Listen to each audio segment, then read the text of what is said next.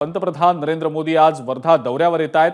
PM Vishwakarma योजनेचा वर्षपूर्ती सोहळा वर्ध्यामध्ये साजरा होणार आहे आणि यावेळेला पीएम विश्वकर्मा योजनेच्या 18 लाभार्थ्यांना योजनेच्या प्रातिनिधिक स्वरूपातले लाभ दिले जाणार आहेत। याच वेळेला अमरावती इथल्या पीएम मित्रा पार्कचं भूमिपूजन सुद्धा मोदींच्या हस्ते केलं जाणार आहे। सोबतच पुण्यश्लोक अहिल्यादेवी होळकर महिला स्टार्टअप योजनेचा शुभारंभ करण्यात येणार आहे। सकाळी 11:15 वाजता मोदी नागपूर विमानतळावर पोहोचतील, तर 11:30च्या दरम्यान वर्ध्यातल्या कार्यक्रमाला सुरुवात होणार असल्याची माहिती मिळतेय।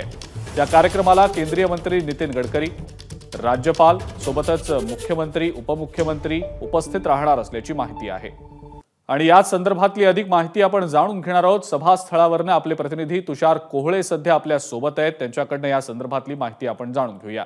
तुषार, आजच्या या पंतप्रधान मोदींच्या दौऱ्याची रूपरेषा नेमकी कशी असणार आहे? कोणकोणत्या एकंदरीतच योजनांच्या अनुषंगाने पंतप्रधान उपस्थितांना संबोधित करतील? तुषार, सगळ्याबद्दलची नेमकी काय माहिती?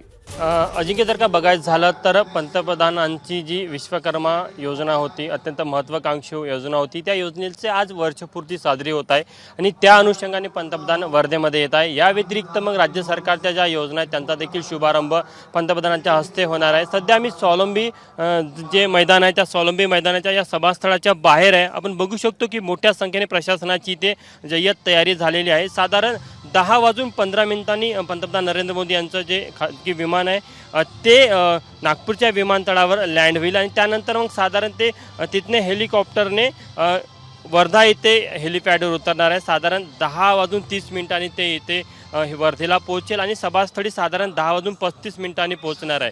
मात्र या पार्श्वभूमीवर जर का बघायचं झालं तर प्रशासनाची पूर्ण तयारी झालेली आहे। विशेष करून पंतप्रधान विश्वकर्मा योजनेला घेऊन संपूर्ण देशभरामध्ये एक वेगळा उत्साह आपल्याला पाहायला मिळत होता। साधारण 13,000 कोटीचा हा संपूर्ण प्रकल्प 2023 मध्ये सुरू झाला आणि 2028 पर्यंत चालणार होता आणि साधारण यामध्ये 5 कोटी लाभार्थ्यांना या संपूर्ण योजनेचा लाभ देण्याचं लक्ष्य सरकारने ठेवलेलं होतं। आणि यासोबतच मग आपण जर का बघितलं तर राज्य सरकारच्या ज्या योजना आहे म्हणजे कौशल्य विकास केंद्रांचा असेल किंवा महिला स्टार्टअपचा शुभारंभ असेल, हे देखील पंतप्रधान नरेंद्र मोदी यांच्या हस्ते होणार आहे। मात्र विधानसभा निवडणुकीच्या पार्श्वभूमीवर पंतप्रधान नरेंद्र मोदी यांचे सातत्याने महाराष्ट्रामध्ये दौरे आपल्याला पाहायला मिळत आहे। म्हणजे एक आठवड्यानंतर लगेचच 26 तारखेला देखील पंतप्रधान वाशिमच्या पोहरादेवी इथे येतात। तर यामध्ये आपल्याला पाहायला मिळतं की विधानसभा निवडणुकीच्या पार्श्वभूमीवर जरी हे दौरे होत असले तरी 2024च्या लोकसभा निवडणुकीमध्ये जो संविधान बदलाचा एक नॅरेटिव्ह विरोधकांनी तयार केला होता आणि त्यामुळे कुठेतरी मोठ्या संख्येने भाजपचा हक्काचा जी व्होट बँक होती ती भाजपपासून दूर केलेली होती। त्यामुळे त्या व्होट बँकेला परत भाजपकडे ओढण्याचा प्रयत्न पंतप्रधान नरेंद्र मोदी यांचा आहे आणि त्याची सुरुवात ती महाराष्ट्राच्या विधानसभा निवडणुकीच्या माध्यमातून करताना दिसत आहे। कारण की आपण बघितलं की जळगावमध्ये देखील ते गेले होते, ते आदिवासी महिलांसोबत त्यांनी एक मोठा कार्यक्रम घेतलेला होता, पोहरादेवीचा कार्यक्रम आहे। जर का आपण पंतप्रधान विश्वकर्मा योजनेचे लाभार्थी बघितले तर आपण त्या योजनेमध्ये जे लाभार्थी एकतर मागास अतिमागास वर्गातून येतात आणि असे ज्यांना आजपर्यंत सरकारी योजनेमध्ये विशेष स्थान मिळत नव्हतं अशा लोकांना कुठेतरी। ठीक आहे तुषार, या दौऱ्याच्या संदर्भातले जे अपडेट्स आहेत ते सातत्यानं तुमच्याकडनं आम्ही जाणून घेणारच आहोत। तुर्तास आपण जी माहिती दिली त्याबद्दल धन्यवाद। एबीपी माझा, उघडा डोळे बघा नीट।